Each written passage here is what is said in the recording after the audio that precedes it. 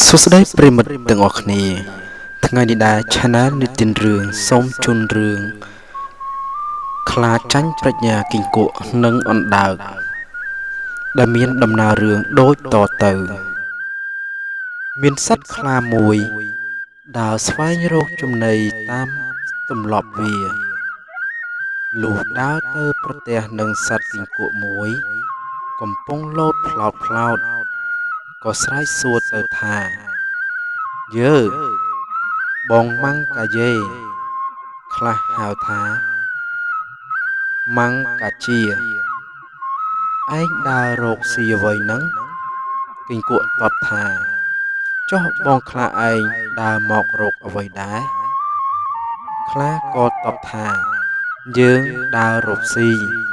គីង្គក់តបថាយើងក៏ដើររកស៊ីដូចបងឯងដែរខ្លាថាចុះដើររកស៊ីអ្វីនឹងបានបើបងឯងលោតម្ដងមួយសុញដូច្នេះតើចាប់សត្វអ្វីនឹងបានគីង្គក់ក៏អួតអាត្មាប្រាថ្នាខ្លាកោតខ្លាចថាយើអ្វីបើឃើញយើងលោតតិចដូច្នេះបើចង់លោតយ៉ាងណាក៏បានចង់ចាប់សត្វតូចក្តីឬធំក្តីប៉ុន្មានក្តីក៏បានទាំងអស់មិនចាញ់បងឯងទេខ្លាថា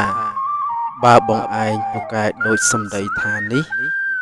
យើងលោតប្រឡងគ្នាពីត្រើយម្ខាងទៅត្រើយម្ខាងទៀតមើលបើបងឯងលោតឆ្លងដល់យើងនឹងជឿថាពូកែមែនគីង្គក់ជាសត្វដែលមានប្រាជ្ញា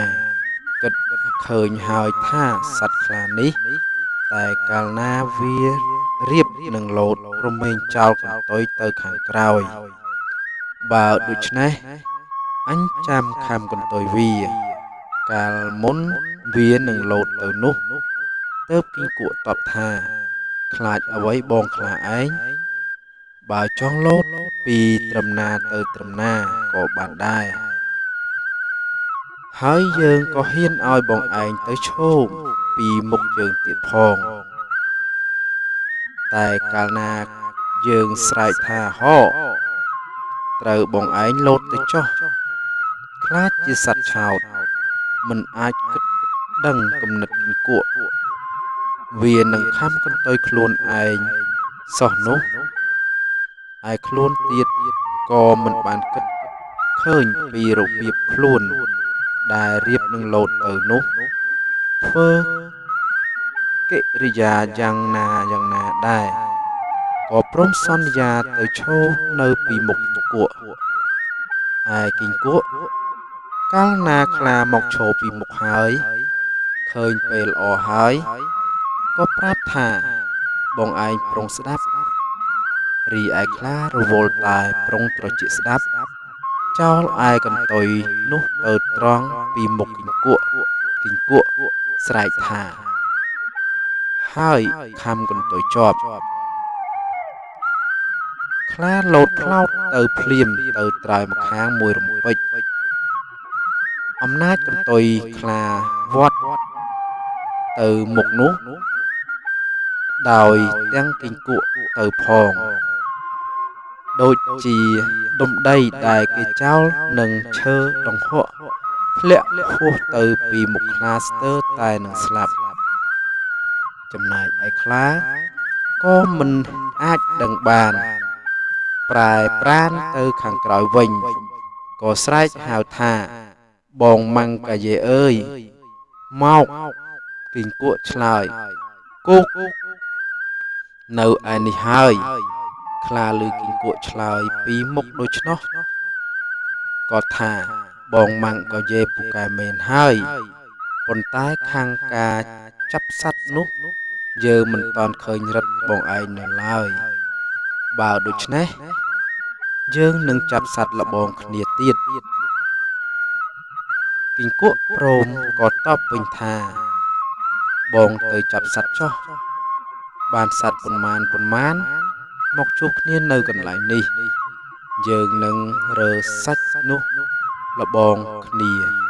មើលតើអ្នកណាច្រើនជាងខ្លាព្រមក៏ចេញទៅរកចាប់សត្វផ្សេងបានច្រើនឯគីង្គក់ក្រោយខ្លាចេញទៅនោះខំសំវាតលោតទៅមិនដឹងនឹងទៅចាប់សត្វនៅឯណាបានទេព្រោះធ្លាប់តែចាប់ជន្លេននឹងស្រមោចសង្អាលោតបន្តិចទៅឃើញមានធ្យូងមួយដុំពុនក្របសណ្ដែកក៏លេបធ្យូងនោះចូលទៅលោតបន្តិចទៅទៀតឃើញឆ្អឹងត្រីស្លាតមួយតូចនៅកណ្ដាលផ្លូវលេបថែមទៅទៀតលោតបន្តិចទៅទៀតឃើញក្របអង្ក្រេមអង្ក្រមមួយក៏លេបទៅទៀតបានជា3មុខល្មមតែពេញពោះនោះរួចក៏ត្រឡប់មកវិញចាំខ្លានៅខាងទីដដែលវិញឯខ្លាកាលបើស្វែងរកសត្វបានសពគ្រប់ហើយក៏ត្រឡប់មកឯកន្លែងដើមតាមការសន្យាលុះមកដល់ឃើញគីង្គក់អង្គុយចាំច្របុកបុកក៏សួរថាយើបងម៉ាំងកាយេមកដល់ហើយហ៎គីង្គក់តបថាយើងមកចាំឯងយូរណាស់ហើយមើលបងខ្លាឯងបានប៉ុន្មានមុខបងឯងរើចេញមកមើលយើងនឹងកត់ត្រាខ្លារើសាច់នានាជាច្រើនមុខប្រាប់គីង្គក់រើចេញអស់ទើបប្រាប់ថាអស់តែប៉ុណ្ណេះហើយគីង្គក់រើចំណែករបស់ខ្លួនឯងឲ្យខ្លាមើលម្ដងទី1រើបញ្ចេញខ្ជូងមកមុនខ្លាសួរថាសត្វអីបងគីង្គក់ក៏តបវិញថានឹងគេហៅថាគៀសមុយខ្លាស្ដាប់មិនបានអង្វរថាគុំនិយាយបាលីបាគូបង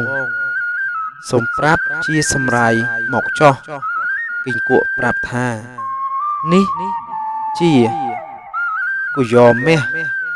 ខ្លាកោតថាយើខាំដល់ទៅរបស់មាសផងទី2រើឆ្អឹងត្រីឆ្លាតចេញមកទៀតខ្លាសួរថាសត្វសស្គូសដូច្នេះបងគីង្គក់ប្រាប់ថាភ្លុកដំរីសុកខ្លាថាអាណិតទៅគុំនិយាយបាលីបាគូអ្វីគីង្គក់ថានឹងគេហៅថាភ្លុកដំរីសខ្លារឹតតែកោតថាអាយ៉ាលេងដល់ភ្លុកដំរីសទៀតផងចុះអស់ប៉ុណ្ណឹងហើយឬនៅទៀតបងគីង្គក់ថាយើអស់ប៉ុណ្ណឹងអ្នកម៉ែនៅច្រើនមុខណាស់បងឯងចាំតែរាប់ចុះទី3រើទម្លាក់ក្របអង្ក្រេមអង្ក្រមចេញមកខ្លាសួរថាសត្វអ្វីក្រហមផងខ្មៅផងដូច្នេះគីង្គក់ក៏តបថាផ្នាអាខ្លែកខ្លាថាសុំនិយាយជាសម្រាយទៅវិញមើលគីង្គក់តបថានឹងហើយគេហៅថាភ្នែកអាខ្លាឯងខ្លាឮថាភ្នែករបស់ខ្លួនក៏ស្ទុះរត់ភ្លាមមិនហ៊ាននៅគីង្គក់ស្រែកថាឈប់សិនឯងទៅណាចាំអញយកភ្នែកឯងសិនខ្លារត់តែភ័យខ្លាំងឡើងទៀតចេះតែរត់ទៅគីង្គក់ខំដេញតាមពីក្រោយលុះឆ្ងាយបន្តិចទៅស្រាប់តែប្រទះនឹងអណ្ដើកក៏សួរថាបងម៉ាំងកាយេរត់ទៅណាគីង្គក់ថាបងជាបុរិលខ្ញុំដេញតាមខ្លារត់ទៅមិញបងប្រទះដែរឬទេអណ្ដើកថាឃើញវារត់ទៅហើយបើដូច្នេះខ្ញុំជួយតាមគីង្គក់និងអណ្ដើកក៏នាំគ្នាតាមដើរបន្តិចទៅឃើញខ្លាសំងំពួននៅគុម្ពឫស្សីអណ្ដើកឃើញស្រែកប្រាប់ទៅគីង្គក់ថាវានៅនេះទេគីង្គក់ថាបងឯងចាំនៅត្រង់នេះចុះខ្ញុំនឹងឡើងទៅចាប់វាគីង្គក់ខំឡើងតាមវនឹងមេឈើទៅបានពាក់កណ្ដាលគុម្ពឫស្សីស្រាប់តែរបូតដៃធ្លាក់មកលើសូកខ្ពក អណ្ដើកថាបងបងគីងគក់ថាខ្ញុំចោះមកបោចវយកទៅចងវាតែម្ដងខ្លាលឺដូច្នោះស្ទុះលោតចោះរត់ទៅទៀតទៅឃើញដើមឈើមួយធំក៏ត្រេកអរខំឡើងទៅស្ងំមិនឲ្យសត្វទាំងពីរដឹងចំណែកឯគីងគក់និងអណ្ដើកខំតាមដានទៅបាត់ដានត្រង់ដើមឈើធំនោះក៏មើលទៅខាងលើឃើញខ្លាពូនក្រាបនៅលើមែកឈើឡើងក្រមៀមទើបស្រែកប្រាប់គ្នាថាកូនយើងវានៅទីនេះទេគីងគក់ប្រាប់ថាបងជាបុរលឯងចាំនៅគល់នេះចុះខ្ញុំនឹងឡើងទៅចាប់វានៅឯខាងលើគីងគក់ខំប្រវេប្រវាឡើងទៅចិត្តប្រគៀបមែកឈើស្រាប់តែសម្បកឈើរបេះធ្លាក់ចុះមកដោយទាំងខ្លួនវាមកដល់ដីអណ្ដើកឃើញសួរថាម្ដេចដូច្នេះគីងគក់ឆ្លើយថាយើងគិតរលំដើមឈើនេះវិញឲ្យដួលមកនឹងចាប់អណ្ដើកពោលទង្គិចគល់ឈើនោះឮសូរប៉ក់រួចគីងគក់ធ្វើបញ្ចេញសំឡេងឮតែក្រតហើយស្រែកបន្ទោទៀតថាហរលំឈើហើយខ្លាឮរលំឈើទទួលក្រឡេកមើលទៅលើឃើញពពករស័ព្ទលឿនស្លៅស្មានថារលំមែនក៏ស្ទុះរត់ចុះទៅទៀតសត្វទាំងពីរចេះតែដេញតាមទៅឯខ្លារត់កាន់តែឆ្ងាយបានប្រទះនឹងតាចាស់ម្នាក់ធ្វើជាជាងដែកខ្លាចូលទៅសំពះតាចាស់នោះថាសូមឲ្យជួយយកអាយុខ្ញុំផងត្បិតគីងគក់នឹងអណ្ដើកវាដេញចាប់ខ្ញុំនឹងប្រហារជីវិតតាចាស់តបទៅនឹងខ្លាថានៅចុះសូមអញជួយឯងឲ្យរួចពីសេចក្តីស្លាប់កុំឲ្យគីងគក់និងអណ្ដើកធ្វើអ្វីបានយូរបន្តិចឃើញអណ្ដើកទៅដល់មុនខ្លាប្រាប់តាចាស់ថាអុញណមកទៀតហើយតាចាស់ថាមិនអីទេបើខ្លាចណាស់ត្រូវខំសបខ្លាំងទៅខ្លារត់តែសបខ្លាំងទៅខ្លាំងឡើងតាចាស់ចាប់អណ្ដើកនោះបានយកទ្រាប់គូតអង្គុយហើយថាជាហើយចាំតែធ្វើដែករួចសឹមស្ងោបន្តិចឃើញគីងគក់ទៅដល់ទៀតខ្លាថាអានឹងហើយវាប្រាថ្នាតែភ្នែកខ្ញុំទេតាចាស់ប្រាប់ថាបើឯងខ្លាចណាស់ត្រូវយកខ្សែចងស្នប់ផ្អាប់នឹងចង្កេះទៅខ្លាធ្វើតាមឯតាចាស់នោះគាត់ស្លៀកខោជើងធំពេកអង្គុយលើអណ្ដើកកំពុងតែពើតរស់កោកំបិត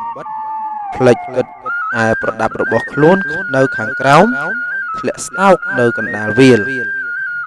គីងគក់បានក្រឡេកឃើញប្រាប់ទៅអណ្ដើកថាបងជាបុរលឯងមើលទៅខាងក្រៅមើលអណ្ដើកក្រឡេកឃើញប្រដាប់តាចាស់នោះទាំងអស់ក៏មានចិត្តអព្រួចហើយក៏អើតក្បាលចូលទៅក្នុងជើងខោខំក្រឹបដោយចង្កូមដាច់ត្រឹមគល់នឹងទៅទាំងអស់តាចាស់ដួលបាសជើងជ្រងគីងគក់ស្រែកថាទៅកូនយើងដួលមួយហើយខ្លាឃើញតាចាស់ដួលក៏ស្ទុះរត់ទៅដោយទាំងស្នប់នោះទៅផងចំណែកឯគីងគក់ដេញតាមទៅដល់ចិត្តមាត់ស្ទឹងមួយបានមានទឹកជ្រៅគីងគក់ស្រែកឲ្យអណ្ដើកថាបងប្រយ័ត្នខំស្ទាក់កុំឲ្យវាលោតទឹកក្រែងបាត់ដានខ្លាលឺក៏លោតទៅក្នុងទឹកចូលទៅក្នុងឆ្នប់ទាំងហូរខ្លាំងក៏នាំគ្នាលិចស្លាប់ទៅបាទរឿងនេះក៏ចប់តែត្រឹមហ្នឹងហើយក៏ចង់អប់រំដល់យើងទាំងអស់គ្នាថាការផ្ចាញ់ដោយកម្លាំងកាយដោយកម្លាំងប្រាជ្ញាផ្ចាញ់មនុស្សឃ្លាវខ្លាដោយភាពអង់អាច បាទកុំភ្លេចជួយចុចសញ្ញាបិទដៃសញ្ញា Subscribe និងសញ្ញារូបកណ្ដឹងដើម្បីទទួលបាននូវវីដេអូបន្តទៀត